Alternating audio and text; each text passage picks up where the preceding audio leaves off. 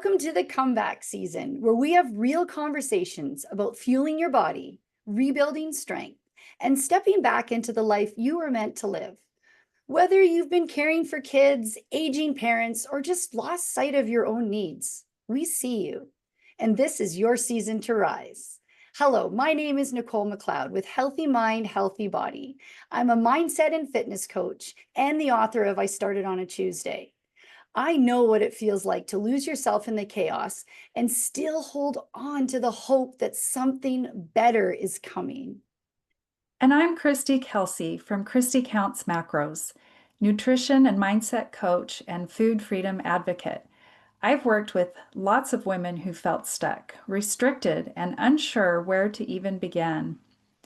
Together, we're bringing you honest conversations, healing truths, and real strategies to help you rise again, physically, mentally, and emotionally, whether you've hit rock bottom or you're just tired of putting yourself last. This space is for you because this is your comeback season and it starts right now. Hello, everyone, and welcome back to the comeback season. I'm Christi, and today we are diving into a topic that so many women silently struggle with, and that is inflammation.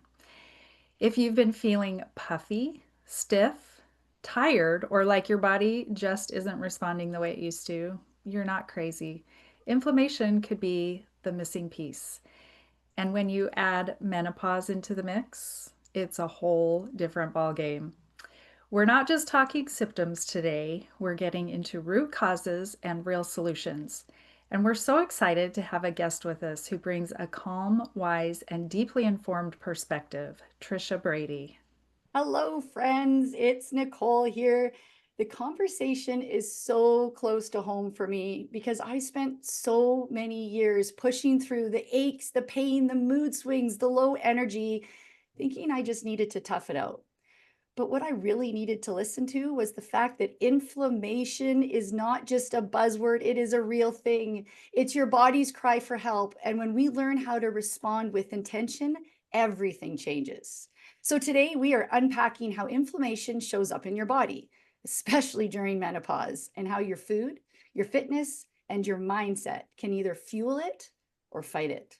So we'll walk through it all together. Tricia, welcome. Let's start off by you telling us a little bit about yourself and how this topic hits home for you. Yes, thank you for having me. I really am so excited to be here. I'm 53, obviously going through menopause. I am a teacher by trade, but wellness has always been a passion for me. And so, yeah, very thankful that I can chat about these things.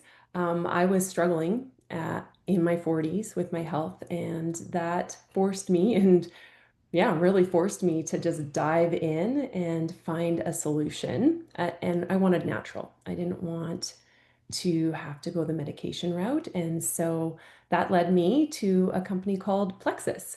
And Plexus is a gut health company with that really focuses in on three pillars of health: blood sugar balance, gut health, and inflammation. So inflammation is one of those pillars of health. Yeah, and so with that, that really helped to turn my health around. So I'm excited to share some of those Yay. strategies with you today. That's very exciting. Well, we're very happy that you are joining us because inflammation is something that we all struggle with. So let's just first of all start with the basics because I know a lot of people do throw the word inflammation around, but not everybody really understands it. What exactly is inflammation and how does it show up in the body, especially during those midlife times? Yeah, inflammation is our body's response to protect us. And that's a good thing. If it's acute, right? If it's short term, it's a response to injury or infections, and it's just designed to protect and heal us. But the problem becomes when it actually stays long term. Um, it gives our body, it doesn't help our body be able to remove those harmful bacteria or viruses or heal damaged tissue. And so that can actually wreak havoc in our whole system. Our body doesn't work properly when there's chronic inflammation. We just can't get rid of it. And so it is known as that silent killer. So yeah, inflammation over time can really show itself and happen in a variety of ways. We can have persistent infections, we can have unresolved acute inflammation. I feel like environment, like we live in such a toxic world, which is really sad, but it's our reality. And so the processed food, the stress, like a stressful environment, we just live in a go, go, go society. The pollution, all of those just play such a huge part on our inflammation. And one of my really, really close to heart things that affects it is gut health. It is crazy how the gut is completely connected to so much in our body, and that is included with inflammation. And all of those can lead to, more serious issues if, like you said, we don't listen to our body. Um, so yeah, menopause. It's an interesting time. It absolutely is. And one that we hear about, and we think we're prepared for, and then we're not. Yeah, and I feel like this is in the forefront of my mind. Feel like I've been really listening to my body this year about how do I even level up on what I've been doing. And I think that's one of the things as we go through this conversation is just thinking about, our bodies are constantly changing. So what might have worked 2 years ago, what might have worked 6 months ago, may not work now. Yeah. And so like wellness is a journey. It's not a destination. It's a constant pivot. Okay, my body is saying this. I need to adjust. And so in menopause, we all know this, estrogen begins to decline. And it's very difficult to stop it. But estrogen is designed to actually act as an anti-inflammatory. And so it's like this is coming. All of you out there. Yeah. Inflammation, if you're not there yet, inflammation is coming because our body naturally has estrogen leaving the body over time. So, yeah, and that leaves us vulnerable to chronic inflammation, things like joint pain, brain fog, memory issues, Yes. extreme fatigue, mood swings, even anxiety, depression, those sleep disturbances, digestive issues, skin changes, weight gain. Like, oh my goodness, that's a massive list. I feel we could talk here for hours about the same topic, right? Christy, my Yeah. friend, And what do you have to add to that? yeah, it's huge. I, just going back a couple of steps, coming from a nutrition perspective, I know there are certain foods that can trigger inflammation in people. And certainly you want to, pay attention when you eat foods to see how, if you're having inflammation, just notice if you eat something and a couple hours later or a day later, or maybe even 2 days later, you notice you have more inflammation or a flare up or something, and just listening to your body and trying to figure out what those trigger foods are for you. I know I've talked to people who have triggers like sugar and can't eat sugar, even a tiny amount. They have to look at ingredients on all packaged foods to see if there's sugar in it. Processed foods are notorious for causing inflammation, and certain oils can cause inflammation in people. And I wonder, Tricia, if you could speak on that. Do you find that there are specific foods that are notorious for causing inflammation in larger groups of people? Yeah, I think you hit definitely huge things of like processed foods. The more natural we can go, the whole food, That means eating at home. That's one of those things that's really You important. can't trust eating out, not even close to what Yeah. you used to be able to. And especially with the cost of foods these days, even the restaurants in the industry, they're trying to do the cheapest foods they can. And it's not worth it. You don't know what you're putting in your mouth, really. No, you don't. And you can't control all the additives. So not just the food, but like the additives that are in processed food or food that's cooked at a restaurant. Um, yeah, and I think also those oils, like what you're cooking it in, that's huge. Like those are the things that I focus on is just the whole foods, getting good fats, Mhm. low sugar. There's so much hidden sugar. And so we talk about that blood sugar balance as well as being a huge piece of wellness and also balancing inflammation in your body. And so, yeah, those things we can't control when we're having other people prepare the Yeah. foods for us. And just for our listeners, if you're experiencing inflammation and you want to make some changes, you don't have to cut everything out all at once. You can just start slowly making changes here and there, adding fresh fruits and vegetables to your diet.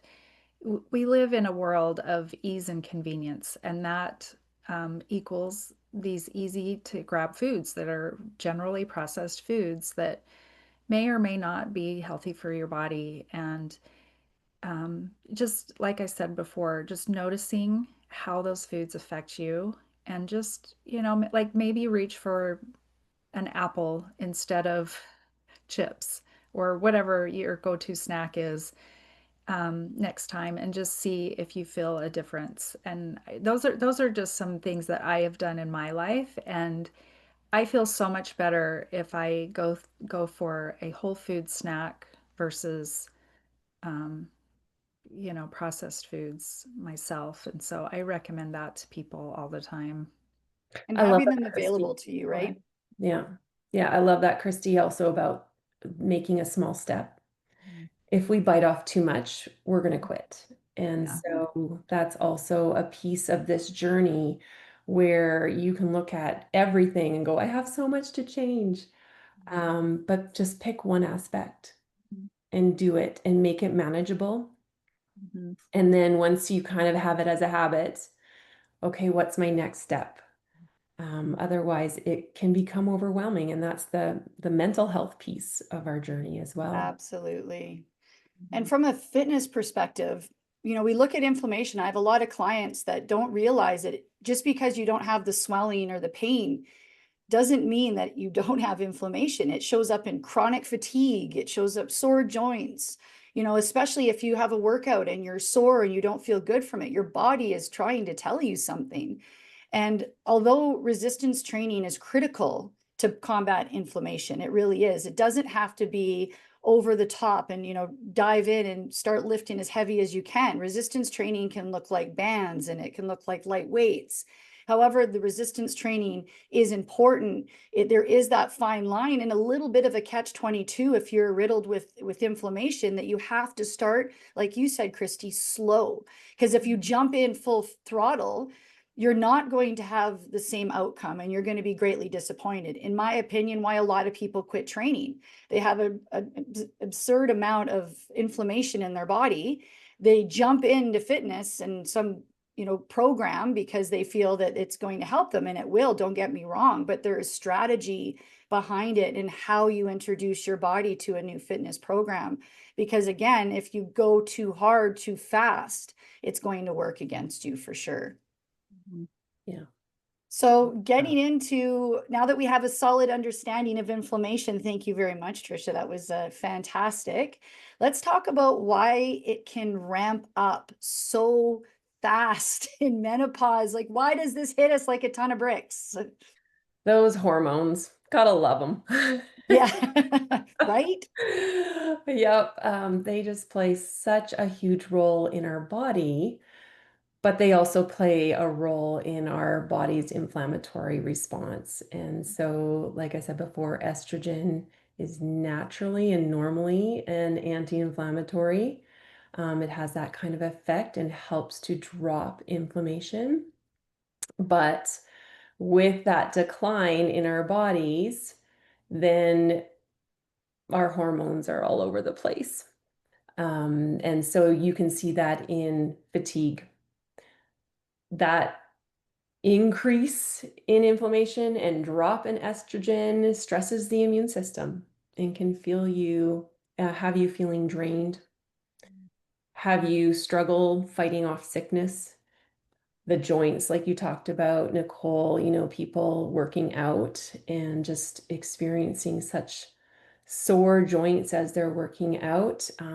Like you said, it's silent, it's sneaky, and it's there. And so that can sneak into our joints. The inflammation can sneak in there. Inflammation in the brain is that it affects our ability to think clearly, even to remember things. I love to talk about the gut-brain axis and how our gut talks to our body and our gut talks to our brain and our brain talks to our gut. And so having your gut balanced instead of all inflamed can actually affect those pieces as well, your ability, your mood, your anxiety, all of those hormonal imbalances affect so much. Yeah, a lot. Even weight gain.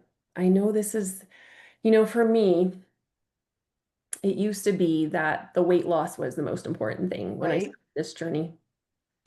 That's that's the honest truth. I was putting the weight on, had always been fairly fit and active. And, if I was putting a little weight on, I could just increase my exercise and decrease the amount or eat healthfully and decrease the amount that I was eating and it would work. And then it stopped working. And that's the inflammation talking, right? It promotes insulin resistance. So this is back to that blood sugar balance. And then fat storage.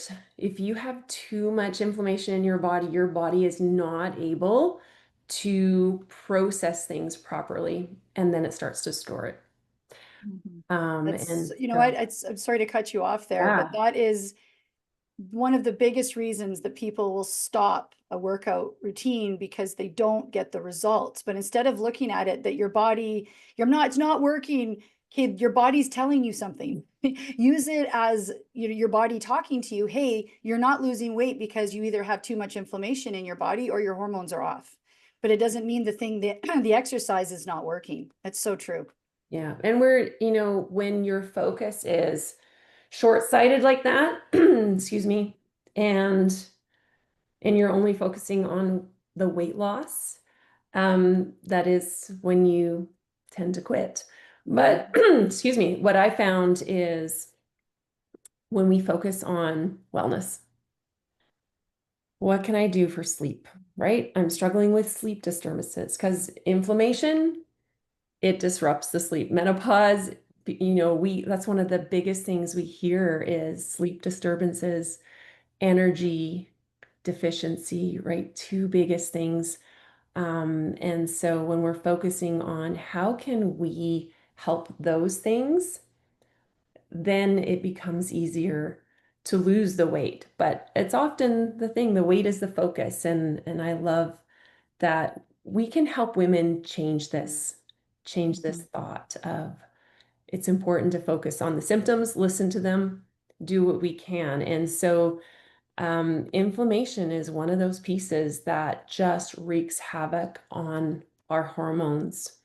And so, yeah, I think Christy, you're going to talk to us about the impact of blood Yeah. sugar and digestion. Well, I was also thinking when you were talking about the weight gain that, I have a lot of clients come to me who are in midlife, and that midsection is what brings them to me. And when we start digging, we're finding other things, high stress, Mhm. sleep disturbances, like you said, high cortisol, and the blood sugar swings where they're not eating enough protein, especially earlier in the day, and so they have these afternoon crashes. But uh, that when you start digging, you find out there's all these other things going on, and most of the time, a lot of women who come to me who want fat loss, they're not even eating enough to feed a toddler. Right? That is very common. And so we have to fix this, that we have to keep taking away calories from our diet to get the fat loss, because that just doesn't work. It doesn't work. We need to feed our bodies. We need to feed our bodies the whole foods. We need protein, we need fiber, and that helps with digestion. It helps with the mid-afternoon crashes, and it could potentially help with our sleep, even just having more food in our system to get us through the night.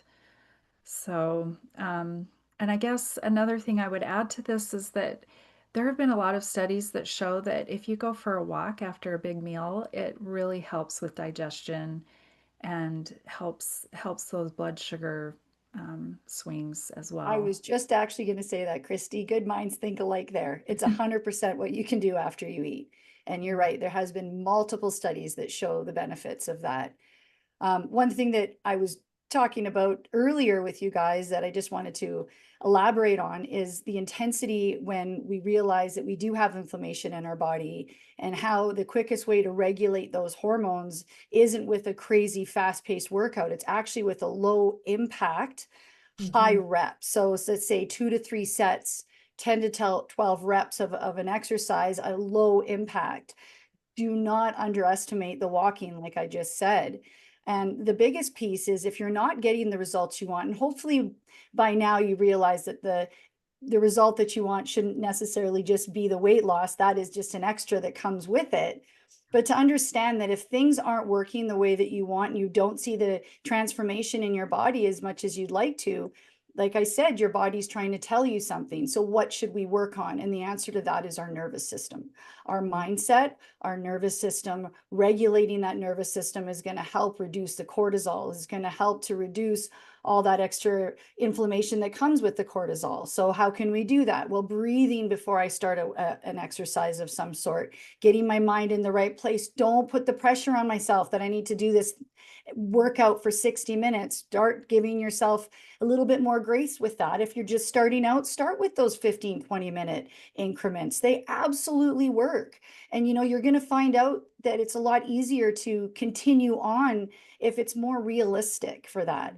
But starting with the breath work before your exercise, breathe, walk, get yourself in that mindset, and then journaling. It really helps. Planning, journaling, whatever that looks like to you, to help calm that nervous system. You're going to notice the results when you go into a new lifestyle with diet and nutrition, or nutrition and fitness. Yeah. All right, moving on. So how does gut health, we talked about a lot of gut health so far, and we all know that our gut is our second brain. What can we do, and how can we support this and being more mindful of our gut health through this process? Yeah.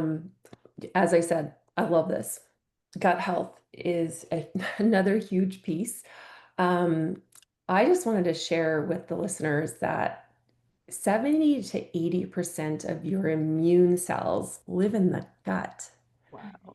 And so if your gut balance is off, you're going to struggle with your immune system. And typically, our gut is designed to be 80% good bacteria and 20% bad bacteria. And that bad bacteria is there to actually decompose your body once you die. So it has a purpose. But what happens in our world due to the hormonal shifts, the stress, the environmental toxins, the processed diet, that balance is often, very often flipped.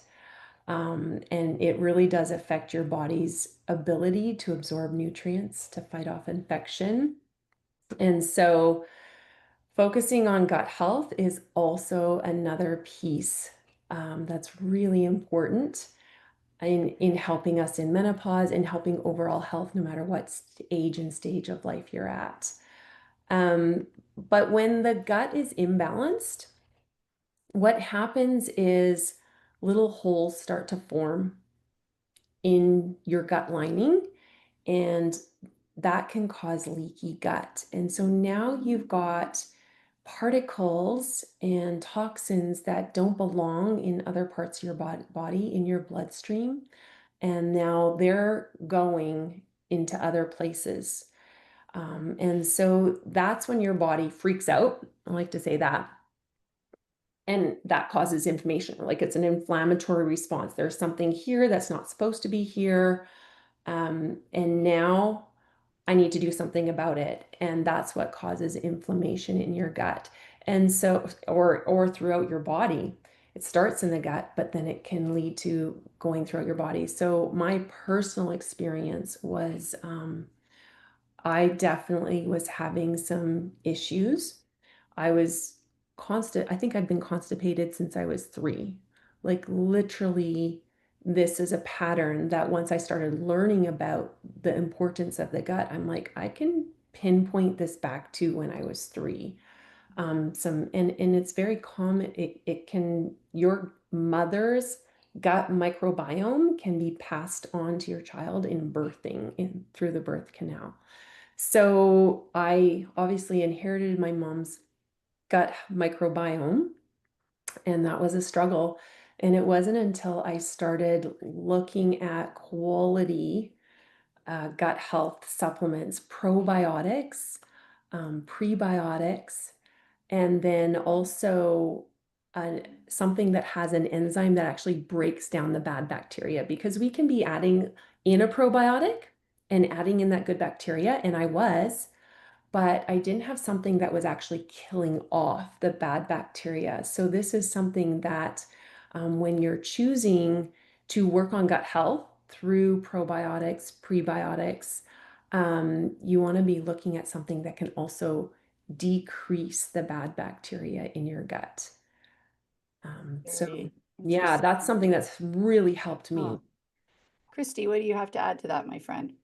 I would love to hear more about that. That's the first time I've heard, because I've heard of prebiotics and probiotics, and I try to recommend um, food sources to my clients because I'm not schooled in supplements, I guess you'd say. So I always think of things like garlic, onions, whole foods, fermented foods, fiber, things like that.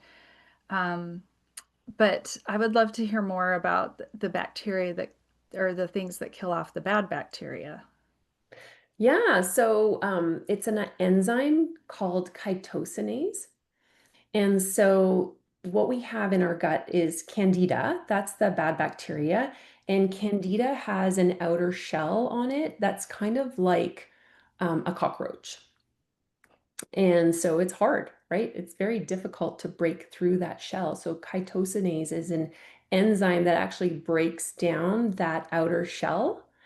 And so not only are you now replenishing the good bacteria, but you're also decreasing the bad bacteria. Because typically, if we have leaky gut, which, if we're having health issues, I think there's a really high chance that you have leaky gut. I believe I had it. Um, but it's possible to heal the gut. And we need to be bringing that balance back to an 80-20, 80 good, 20 bad, instead of 20 good, 80 bad. Mhm. Yeah. And so that's an enzyme that actually starts to kill that off and bring Mhm. that back into balance. So yeah, it's been an interesting journey learning all this stuff. It's Isn't it fascinating. incredible? Sorry to cut you off there, but isn't it incredible how we go through, all three of us have had a lot of health issues in the last 5 years, which really brought all three of us to where we are today. But we don't hear this from our medical professionals. Like what I went through, there's no way that I got most of my answers from my family doctor. It was through the natural route, the nutritionist, the holistic nutritionist, the dietitians, or even just like yourself, just somebody that now has to have had to change the way that your life looks and has to learn a lot along the way. And it's incredible that if we don't do the homework, we may not ever heal. No, no. And I think it's coming at wellness from a lot of aspects, right? Hmm. Like, Christy, you really coach people on what they can do with their food, right? Yeah. What are those nutrients, essential nutrients? What are the prebiotics what are the foods that really feed your body? Mhm. We all need that, Yeah. right? Like you can't discount that and take a supplement and think that it's going to work. Mhm. Right? Right. Wellness, and then Nichole, like from your aspect of fitness and strength training and breathing and managing your nervous system, we need that. Mhm. Yeah. So it is just such a holistic piece of really reaching that optimal health, um, which I love. I love. I love that. It's so empowering that there's something we can do, right? That's what I know. I was going to say, we sound like negative Nellies here, but there is something you can do about it. If you have inflammation, our goal here is to educate our listeners on it and say, hey, there's hope. We There's all three of us had hope now, and we worked through it. So there are answers for sure. I don't think people realize as much that gut health has a ripple effect. That if Mhm. your gut health is off, and it could be from stress, you could be doing all the right things, Christy, like you said, with your nutrition, your exercise, and then that missing piece could be the stress component in your life that 100% affects your gut health. And then that ripple goes to, your mood and your cravings and your energy in your workouts. So really understanding that and meeting yourself where you're at. If exercise is really hard and you're fatigued after, okay, well, this is the adjustment I need to make. If my food is causing this bloating or whatever it is, then this is the adjustment I need to make. But listen to your body. It's imperative. Mhm. Yeah. I think So that's key. I think that, if you look at how our society has changed in the last 100 years or so, the introduction of so many processed foods, Mhm. and we live in such a fast-paced world.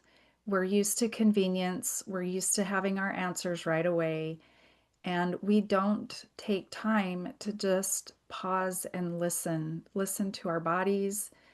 And like that, we've talked about meditation before, and just taking time to just sit and listen, or be out in nature. And that's what our ancestors did before all of this entered the world. And going back to those, the whole foods, taking time to just breathe and contemplate, and just paying attention to what's going on in your body. You could probably just naturally figure out some of those things if you just take a minute to listen. and Intention is critical. Take the time to be intentional with Mhm. what your goals are and the transformation you want to see, because truly that is where the magic happens. Sorry, Tricia, you wanted to say something? I was going to say, on top of that, being the intentional and taking the time, I think also being aware of your thought patterns. Mm, We live in a competitive world, Mhm. and a world where we compare. And, Yeah. we look at her or him and like compare ourselves. And comparison is the thief of joy, it Mhm. right? really is. And it really stops you in your tracks. And so I think it's really important for us to work on our mindset, Mhm. what we're saying to ourselves, and be aware of those thoughts that are actually hurting you and not moving you forward. And so instead of saying, can I, saying, how can I, right? How can I get to this place? That's intention, Mhm. right? Rather than doubting yourself, or I don't think I can reach the way this person has reached their health. Um, yeah, we've got to be so intentional of our thought patterns as well. Understanding the steps that you need to take, and exactly what you just said. How am I going to get to this? Or another great mindset is, when I get to this, or these are the steps that I'm taking. Your steps may be different than my steps, but we're still working towards the same goal. Reminding ourselves of that, because you're right, that comparison game, it gets the best of most of us. And when you step back to really understand where those thoughts are coming from, why they're coming, and then you're able to address it with a different mindset, it's very important. So we touched a little bit on this, but the frustration of inflammation, and especially when it blocks our progress. As you said, most of us, when we have our fitness goals, it's what we see on the scale, but there are so many different other pieces to that puzzle. But when we do feel that roadblock, that I'm working hard, I have all these things on the go, why does inflammation make it harder to lose weight or feel results? Let's talk a little bit about that. Yeah, that's something I love. I feel like the blood sugar balance, right? Yeah. The insulin sensitivity that we have. And part of my journey, when I first heard blood sugar balance, I brushed it off. I was like, well, that's for people who are pre-diabetic or diabetic. That's not for me. When in reality, I have now learned that it is a huge factor in our wellness that affects inflammation, affects metabolism, affects cortisol, affects mood. So we give this little, to my clients, I give this little analogy of insulin is your master hormone. It's like the conductor of the orchestra. And so when insulin is balanced, you have the whole orchestra working together. Your melatonin, your dopamine, your cortisol, like all of the hormones come into balance, come into place. And so that insulin sensitivity is huge. And we have a lot of people developing insulin resistance. And so that is your body's inability to process insulin properly. And so, how do we manage that? We have to focus in on the blood sugar balance. One of our products that we have has is it that's done with chromium. And so chromium is in broccoli. So broccoli is one of those nutrients or one of those whole food sources that you can get chromium from. Here's the thing. We have the equivalent of 9 cups of broccoli in our supplement, which is a really tasty drink. It's called the pink drink, that helps balance blood sugars. Well, if you think about chewing on 9 cups of broccoli every day to get the amount that your body actually needs, and it's impossible. And if you think about the cost of buying 9 cups of broccoli every day, that's a lot to supplement whole food wise. So this is where did I stop eating broccoli just because I was taking this supplement? No, we need the whole foods. Our bodies needs that source from a food source. But when you notice that things aren't working, you have to look at it. Do I need to add something in that can help balance my blood sugar? And so, yeah, the blood sugar to me is something that affects inflammation, metabolism, and cortisol. If you think about cortisol, we talked about just even the stress reduction, right? Stress causes inflammation, which raises our cortisol. And so it's just such a cycle that we can easily get into because of our world. So, yeah, things like breathing, grounding, Yes. walking in on the ground in bare feet like we did, like you said, Christy, our practices and things that we did hundreds of years ago were just all things that promoted optimal health. And I we want to touch lost a bit them. on the supplements there that you just said.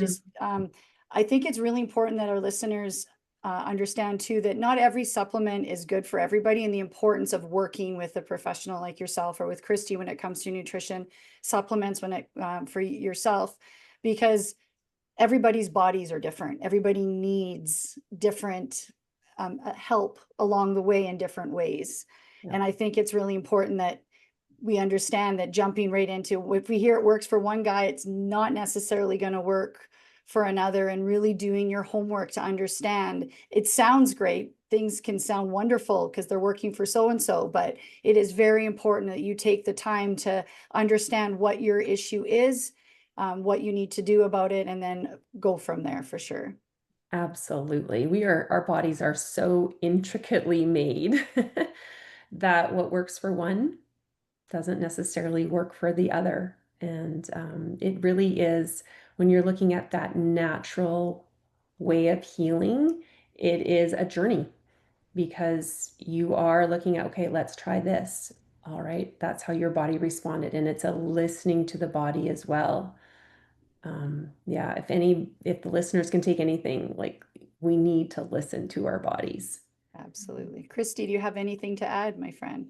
I was just going to follow up with, if you do take supplements, just start one at a time and then note how you feel. And it might take some time for you to see the effects. And if you see positive effects, then it's working for you. If you don't notice anything, or certainly negative effects, maybe you need to reevaluate if you need to take that supplement. I was talking to somebody the other day who's a physician, and he said that he when he first met his future mother-in-law, she showed him all the supplements she was taking, and he said, Christi, I kid you not, it was a cereal bowl full of supplements that she takes every single day.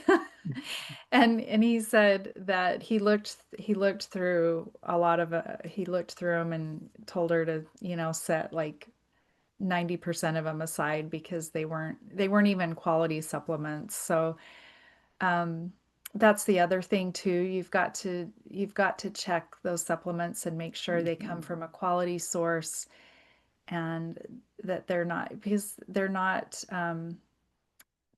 monitored, and people could put anything they want in them. So you've got to do a background check on the places they come from, and just, be careful what you put in your body. Yeah, like, do they Absolutely. have clinical trials? Do they have third-party testing? Where do they source their ingredients from? All those things you want to be looking at.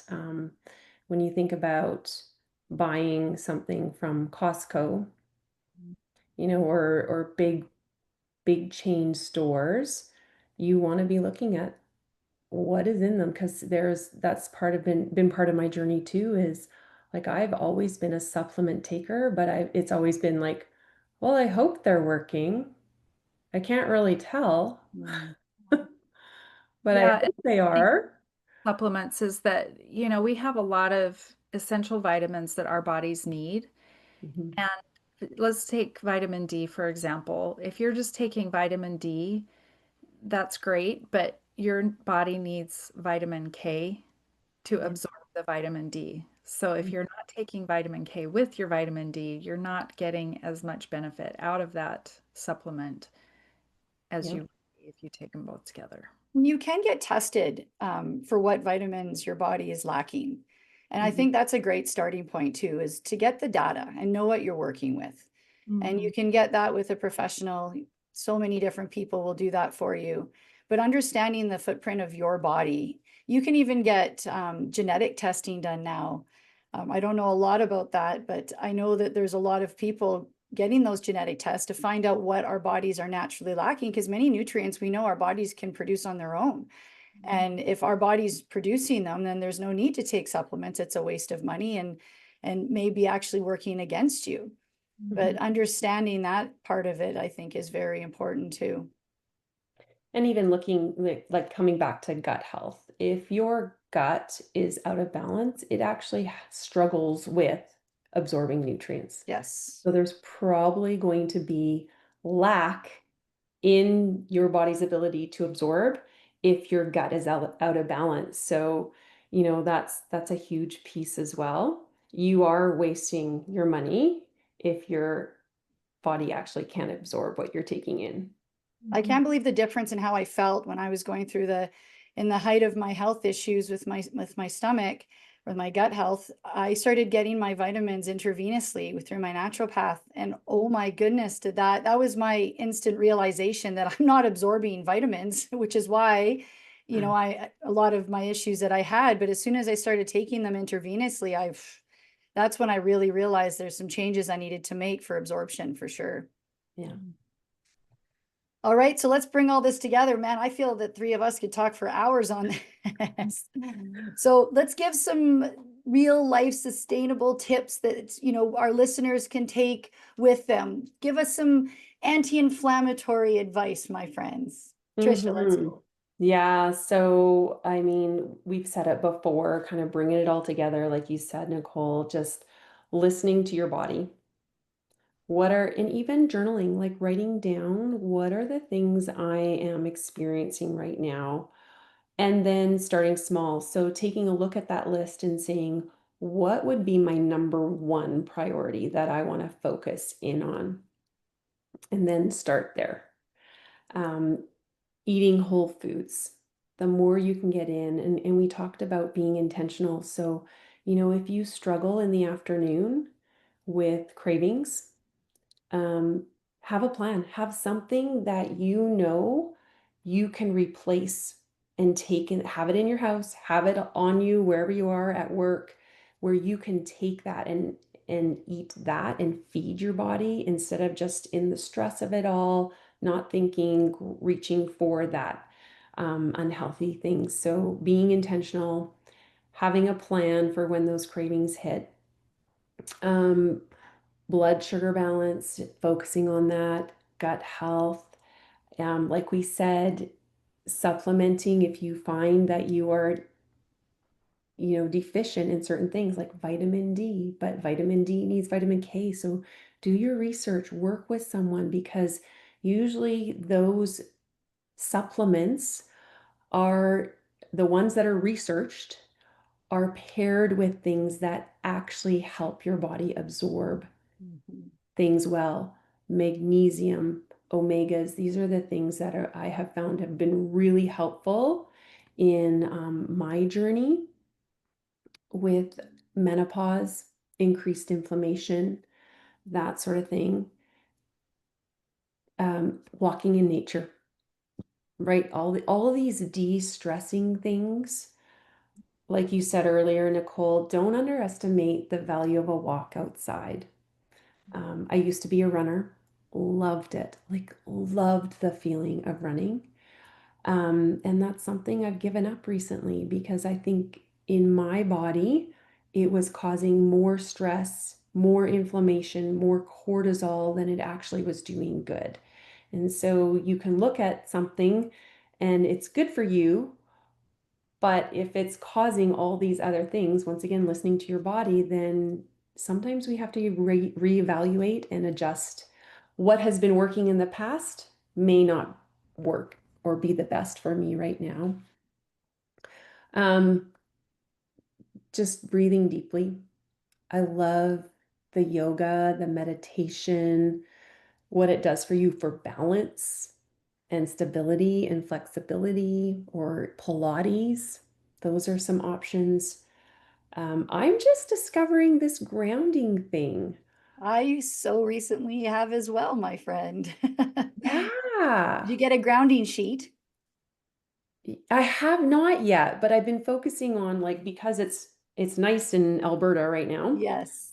Um, just going Feet out. on the grass.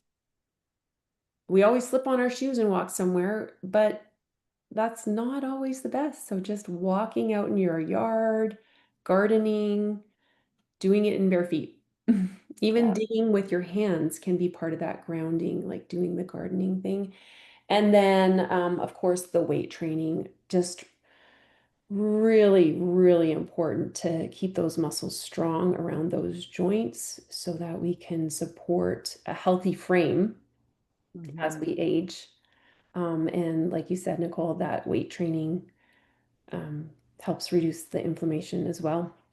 You just said something there too, that more muscle mass you have, the better your bone density. Yes, Mhm. you can't gain back bone density, but you can prevent it from being lost any further. So as we're aging, it's critical for resistance training to be part of your regular routine to ensure, over and above everything we just talked about, your bone health as well. Mhm. Christi, anything to that list you wanted to add, my friend? There were some really good things in there. I guess just a few things I would add and kind of reiterate is, start switching more to those whole foods. Build your meals around protein and plants and use the high quality olive oil, avocado oil, the good fats with the omega 3s and paying attention to how the food feels in your body. Getting good rest, doing what you can to get a good night's rest and manage stress. Get that fiber in. Fiber is so good for your gut health, and yeah, that's what I have. And swapping Thank, out triggering foods for Mhm. nutrient dense foods. I recently learned that an apple a day actually has a purpose. Um, it helps your liver, the fiber in the apple helps toxins from your liver bind to hmm, the fiber and go out of your body. wow. And so not just an apple, but this particular source was saying like an apple is just such an easy way to get that fiber in, but it's actually also helping your liver detox your body. Interesting. Yeah. And I think that the add-ons for me is from a fitness perspective, the low impact that we talked about, that don't underestimate a walk, but just make sure, especially if you're overly inflamed at that moment and you have inflammation a lot in your body, to focus on that. Anti-inflammatory movements such as like the resistant training with bands, lightweight. TRX is another great one for me. If you've ever done suspension training, I really like that. That also helps for mobility. The next one, I mentioned this earlier, regulating our nervous system first. We don't realize how important that is. And you talked about that, Tricia, what people can do, the walks, bare feet, grounding, breath, breath work, so on and so forth. But really being mindful, journaling, meditation, prayer, whatever helps ground you internally as well is so important. And then in recognizing that we're a whole package. It's not just about the fitness part, it's all about the nutrition, the wellness as a whole, what we can do as a whole in our body. And it's starting to look at ourselves as that and prioritizing recovery. This is one thing I have not always done well in my life. Making sure that your sleep is a priority. That is when the magic happens with, restoring your body. Ensure you have rest days, stretching. If those days you're not in the mood for the resistance training, will love yourself enough to at least do a little walk, work on range of motion. If your body isn't able to function and move the way that it's supposed to, it will cause more inflammation. So for example, working more of your chest muscles than your back, you're going to create muscle imbalance. It's going to cause more pressure, more not pressure. It's going to cause more issues in your shoulder. And then if you have shoulder problems, you're going to have more inflammation in your shoulder and you're going to catch, it's going to catch up to you. So making sure that we're looking at as our body as a whole is really important, and train for blood sugar stability. Focus on the interval training, really helps with that. If you're not sure what interval training is, it's just changing the intensity. So if I'm walking, walk a little bit faster for a minute, a little bit faster for a minute, then go back to what you started at. Working with the intensity of whatever you're doing. If it's with weights, do more reps or put a little bit more weight on, use a heavier band, whatever it is. Doing these sorts of things will help train for blood sugar stability. So those are my add-ons. Does anybody else have anything to add on there? I think just reiterating the sleep. We didn't really talk a lot about that, but prioritizing sleep. If sleep is a struggle, it can be part of your hormonal imbalance, right? Mm-hmm. But it can also be de-stressing your body's ability to just slow down and de-stress. So, for example, putting your phone away an hour before you go to bed, doing that deep breathing. I've read lots of research where reading before bed helps your body just to slow down and go into that sleep mode. Another thing would be getting sunlight in the morning, right? Mm-hmm. To set your circadian rhythms. Sunlight first thing in the morning or in the morning, as far as I know, can help set that as well. So, it's once again comes back to that intentionality and Wow. whole picture, right? Yeah. Absolutely. Well, thank you very much. That you are a wealth of information, my friend. So, to our listeners, if inflammation has been stealing your energy, your peace, and your motivation, know that you are not alone and you are not broken. You can rebuild one decision, one walk, one anti inflammatory meal at a time. It's not about doing it all, though, it's just starting somewhere. Start by getting curious. Notice how your body feels. What foods help you thrive?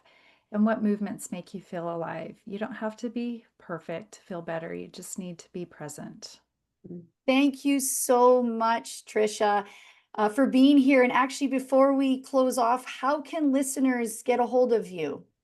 We will put it in the show notes as well, but why don't you just tell us really quickly how people can get a hold of you? Absolutely. Probably the easiest way is to just email me at tdbrady@shaw.ca, and then we can go from there.